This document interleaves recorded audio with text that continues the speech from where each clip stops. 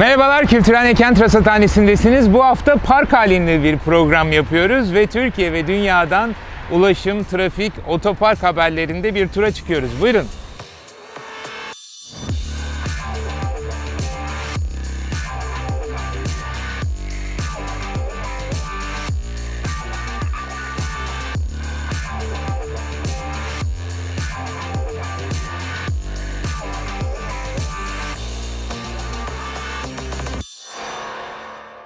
Merhabalar, Kültürhane Kent Rasathanesi'ndesiniz. Ben Ulaş Bayraktar. Bu hafta kameranın arkasında iki dostumuz var. Hem Nilgün Yardımcı hem de Yahya Kuriş ile birlikte programı çekiyoruz.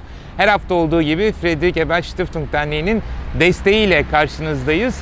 Ve bu hafta gördüğünüz gibi otopark politikalarını konuşacağız biraz. Araçları konuşacağız. O yüzden de nereyi bulduk? Yine hem Kültürhane'den çok fazla uzaklaşmadan hem de sevgi kavşağımızın yanı başından programı çekmeye karar verdik.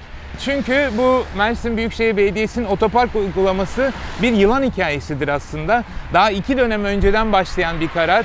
Bir yapılıyor, bir vazgeçiliyor, esnaf karşı çıkıyor, sonra esnaf destekliyor, halk itiraz ediyor. Gerçekten de bir yılan hikayesine dönmüş bir süreç bu. Son olarak geçen sene uygulamaya kondu. 90 tane işçi hem de kadın işçinin emek verdiği bir süreçti bu. Fakat Nisan'da, Ramazan ayında vazgeçildi. Sebebini soracaksınız tabii ki. Yani araçlar zaten her halükarda park ediyorlar. Onların bunun maliyetini karşılamasında nasıl bir sakınca olabilir? Birincisi, bunun hukuki temeline dair büyük tartışmalar var. Danıştay'ın ilginç bir şekilde çok çelişkili kararları var. Bir yandan biliyorsunuz yaşadığınız şehirlerde de vardır. En azından İstanbul'da İşpark bütün yollarda bu hizmeti sunabiliyor. Fakat başka davalarda Danıştay'ın menfi yönde, yani bunun yapılamayacağını yönünde çok fazla kararına rastladım. Öyle ki Van'daki kayyum belediye başkanının bu uygulaması bile yakınlarda iptal edilmiş. Muhtemelen böyle bir süreç bekleniyor. Bir yandan da halk bu hukuki karmaşıklığı bildiği için bu otopark ücretlerini ödemeye pek hevesli değil, hatta agresif. Yani görevlilerle tartışmalar, görevlilerle hatta saldırılar bile yaşanmış Mersin'de.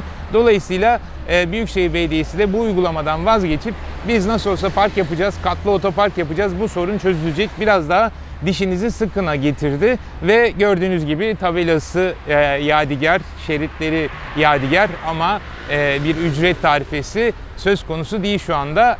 Bu sadece Türkiye özgü bir tartışma da değil. Çok yenilerde Vancouver'da, yani dünyanın en yaşanabilir kentlerinden birinde de aynı tartışmanın kentin gündeminde olduğunu öğrendim. 11 2021'de daha yeni Vancouver Sun'da çıkan bir habere göre belediye tam da buradaki parkometre uygulaması gibi yollara yapılmış parkları ücretlendirme yönünde bir teklif tartışmaya gündemine almış. Ve bu teklife göre herkes değil ama insanlar yaşadıkları evin önlerinde, ikametgahlarında park etmek için belli bir ücret, yıllık 45 Kanada doları ödemeleri gündeme gelmiş. Fakat belediye meclisinde yapılan oylamada bu belediye başkanının menfi oyuyla reddedilmiş. Bu enteresan çünkü aslında 2020 yılında iklim değişikliği mücadele planını onaylamış Vancouver ve buna yönelik olarak da bütün çalışanlarından karbon emisyonunu azaltmaya yönelik projelerle, fikirlerle gelmeleri istenmiş. Bu da onlardan biri. Çünkü buradan elde edilecek gelirin kentin iklim mücadelesindeki finansman ihtiyacını karşılaması umuluyormuş. Fakat halkın büyük bir tepkisi, öyle ki 19.000 kişinin katıldığı bir anket yapılmış ve bu ankette çoğunluk bundan menfi görüş bildirmiş.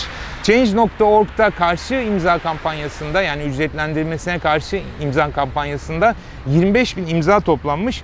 Haliyle de yaklaşan yerel seçimleri de gözeterek belediye başkanlarının derdi her yerde aynı. Bundan vazgeçmiş ve böylece o Vancouver'ın 2030'a kadar %50, yani emisyonları %50 indirme hedefinde bir zafiyet ortaya çıkmış diye okuyoruz Vancouver Sun'da çıkan haberden. Şimdi bu sadece tabii otoparkı konuşurken bir ulaşımdan bahsediyoruz, bir ihtiyaç, çünkü araçlara bağımlı olduğumuzu sanıyoruz. Fakat işin başka bir boyutu var. Kentsel Ulaşım Enstitüsü 2018'de Berlin'de arazi kullanımına dair bir rapor yayınlamış. Bu rapora göre taşıtların kullandığı alan, yani işgal ettiği alan, bunun içinde yollar, otoparklar, bütün onların ihtiyaçlarına cevap veren kamusal alanlar var. Bu payı kullanım payına oranladığınızda çok ciddi bir adaletsizlik dağılımı ortaya çıkıyor. Şöyle ki sadece Berlin'de 4738 hektar araçlara ayrılmış durumda. Dediğim gibi yol, köprü, otopark şeklinde. Buna karşın 824 hektar raylı ulaşım ve 465 hektar bisiklet ulaşımına ayrılmış durumda. Bu şu açıdan önemli. Yani araçların ulaşımdaki payı %44 iken kamusal alanda işgal ettiği alan %79. Neredeyse 2 katı. Yani kullanım, işlev ve işgal arasındaki oran. Bu toplu taşıma için %38'e %13, yani kentsel ulaşım %38'i toplu taşıma ile yapılıyor. Buna karşın %13 yer kaplıyor. Bisiklette oran %18'e %8. Dolayısıyla yine bisikletin başka bir faziletini daha görüyoruz. Araçlar kadar obur değil, çok daha ekolojik ve sağlıklı. Bunun ötesinde şimdi yine her tartışmada gündeme geliyor. Araç, evet, hem karbon emisyonu hem işgalci şu bu. Elektrikli araç tartışması gitgide yükseliyor. Çünkü BBC'de bir haber yayınlanmış 18 Ağustos'ta.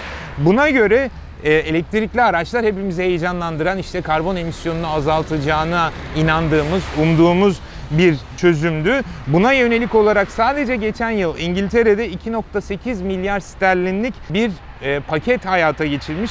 Bunun yarısı şarj altyapısına harcanmak üzere, yarısı da araç alımlarındaki teşvik üzerine. Yani insanlara hem gelin elektrikli araçlara geçin, böyle biz size teşvik edelim, hem de elektrik araç kullananların da kullanım rahatlığını hazırlamak için bir takım şarj istasyonların kurulması için harcanacakmış bu bütçe. Fakat bunun yarattığı tartışma şu: evet, araçın kullanım anında bir karbon emisyonu yok. Fakat bu onu gerçekten çevreci yapar mı? Çünkü elektrikli olduğu için daha rahat, daha huzurlu bir şekilde araç kullanmayı teşvik etmeyecek mi bu? Daha fazla araç kullandıkça hem şarj istasyonu açısından hem de yollar, ulaşım imkanları açısından yeni yatırımlar gerekecek. Otopark ihtiyacı olacak ve bu otopark ihtiyacı bu arabalarda olduğu gibi herhangi bir yere de yapamayacaksınız. Çünkü şarj ihtiyacınız olduğunda sadece o şarj istasyonunun olduğu otoparkı kullanabileceksiniz. Dolayısıyla otopark sıkıntısı elektrikli araçlar için başka bir boyut daha kazanacak. O yüzden de elektrikli araç deyip bütün sorunların çözümünü onda bulacağımızı ummamamız gerektiğini hatırlatıyor bu haber. Dahası bu elektrikli araçla ilgili Planetzen'de 30 Ağustos'ta bir haber yayınlandı. Bir tarafta elektrikli araçların faziletleri, bir tarafta da alternatif ulaşım yöntemleri, yani ulaşım talebi planlama stratejilerini yan yana koymuş bu makale. Todd Lidman imzasıyla yayınlandı. Evet, ilk elektrikli araç kullanımı ilk bakışta daha etkili, daha ucuz, daha hızlı ve daha popüler, yani bir takım planlama stratejilerine kıyasladığımızda. Oysa bu o kadar da kolay olmayacak. Yani planlamalar, yani öngörülen şunu gösteriyor: 2040'tan önce zaten böyle bir elektrikli araçlara geçiş, yani anlamlı bir geçiş söz konusu olmayacak. Dolayısıyla bu araçların umut edilen emisyonuna ulaşması için en az 2040'ı beklememiz gerekiyor. Kaldı ki öyle bir geçiş sağlansa da araçların, sıfır emisyonlu araç dediğimiz bu vasıtaların sıfır emisyonlu olmadığı, çünkü bunların hem üretiminde hem de enerji ihtiyacının karşılanmasının da ciddi karbon emisyonlarına sebep olduğunu altını çiziyor Lidman. Bunun alternatifi ulaşım talep yöntemi, yani insanların ihtiyaç duyduğu ulaşım ihtiyaçlarını göz önünde bulunduran pratikler, uygulamalar, yeni yollar denenmesi. Kendisinin hesaplarına göre bu yön seçilirse, yani neyle gittiğimiz değil de nasıl gittiğimiz üzerine kafa yormaya, buna yönelik stratejiler geliştirmeye başlarsak ilk 10 yıl içinde, yani 2030'lara kadar emisyonlarda %20'lik bir iniş olacak.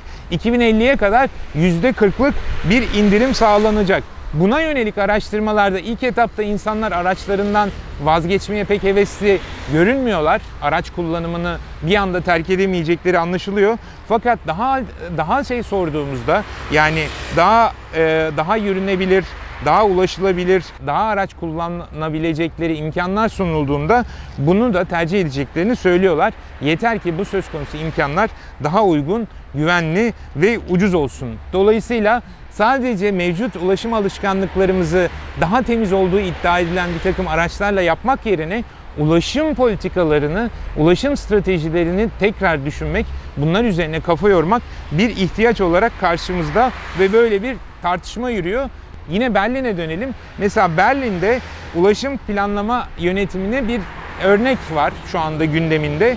Guardian'da 6 Ekim günü yayınlanan, Leander Jones imzasıyla yayınlanan bir haberden öğrendim bunu da. Berlin Autofreie, Almanca telaffuzum yine, adlı bir yurttaş girişimi bir kampanya başlatmış ve bu kampanyada Berlin'in merkezindeki S-Bahn demiryolu ringinin içinde kalan 88 kilometre karelik alanın araçsızlaştırılması, buranın sadece yaya trafiğine tahsis edilmesi yönünde bir kampanya. Bu kampanya 50.000 imzaya ulaşmış. Berlin'in yerel yönetim süreçlerinde bu sayıdaki bir imza yerel referandum için eşik sınır.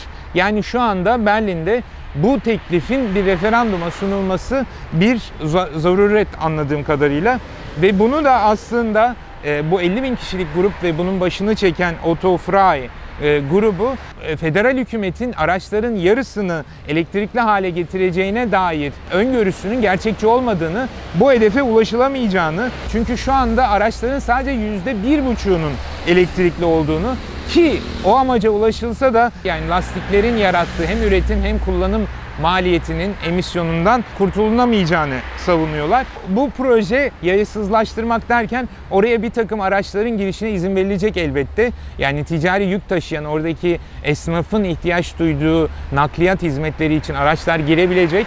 Engelli taşıtları bu alana girebilecek ve acil servis, itfaiye, can kurtaran polis gibi hizmetler girecek. Diğerleri için yılda 12 araç kiralama hakkı da tanınıyor.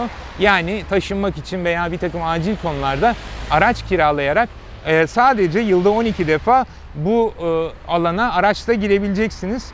Berlin'den biraz daha kuzeye Birmingham'a çıkalım. Çünkü Birmingham'da da bu sefer bir yurttaş girişimi olarak değil de kent yönetiminin bir inisiyatifi olarak bir proje gündemde. Orada da araçsızlaştırmak değil, daha düşük trafikli mahallelerin ilan edilmesi, buna yönelik ulaşım planının hazırlığı içindeler. Buna göre plan kapsamına 7 alan belirleniyor Birmingham'ın merkezindeki. Bu 7 alan arasındaki araçlı trafik kısıtlanacak ve araçların bu bölgeler arasında seyahati bu alanı çevreleyen çevre yolundan yapılması, oraya yönlendirilmesi yönünde bir planlama var. Bu sayede de bu alana yayalar için daha fazla alan tahsis edilecek. Otoparkların hem sayısı azaltılacak hem fiyatı yükseltilecek ve kaldırımların işgaline de göz yumulmayacağı planlamanın parçası. Amaç Birmingham'ı arabalardan kurtararak daha yaşanabilir kılmak.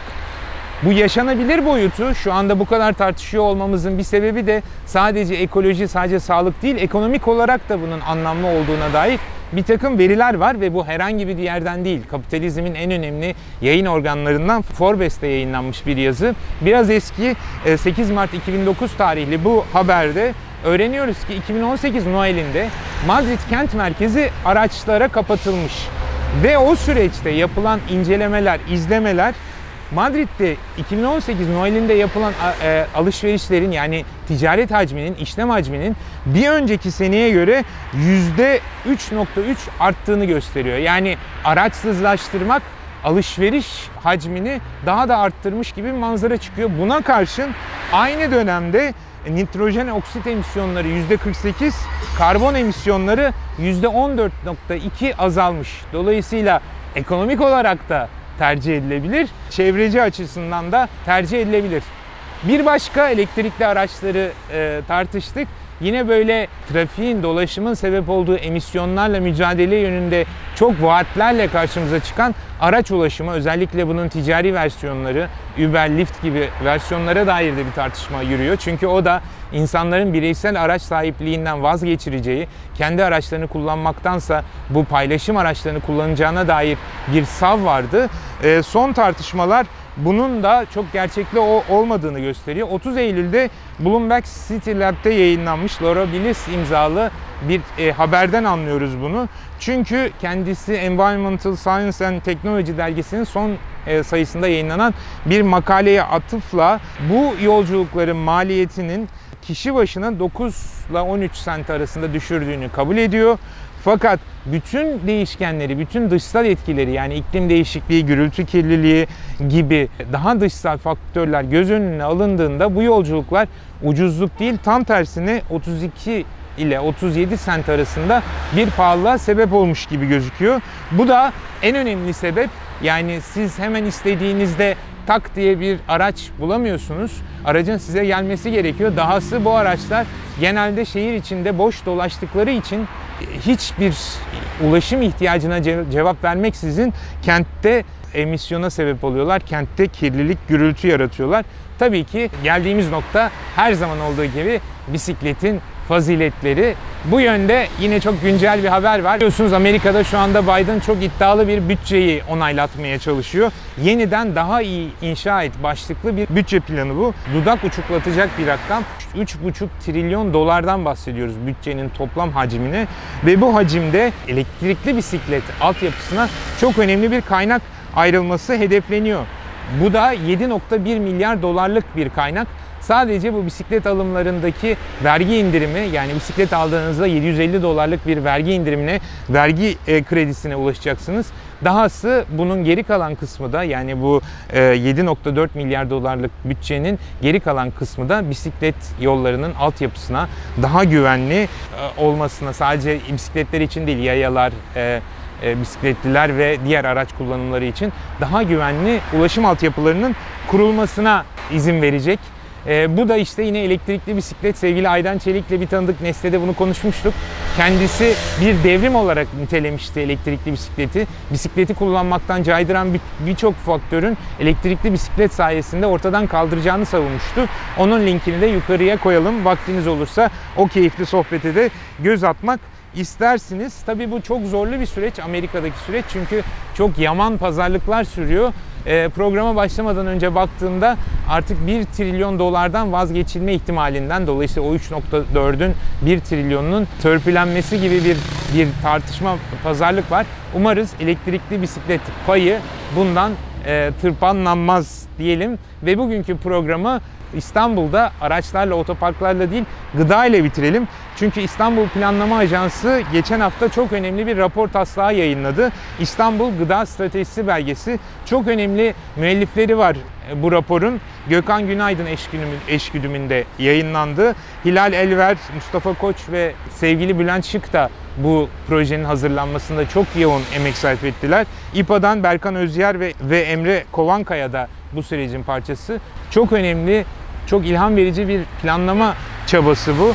Adil, güvenli, dirençli, onarıcı, döngüsel ve doğal bir gıdaya ulaşmanın ilkelerini ortaya koyuyor.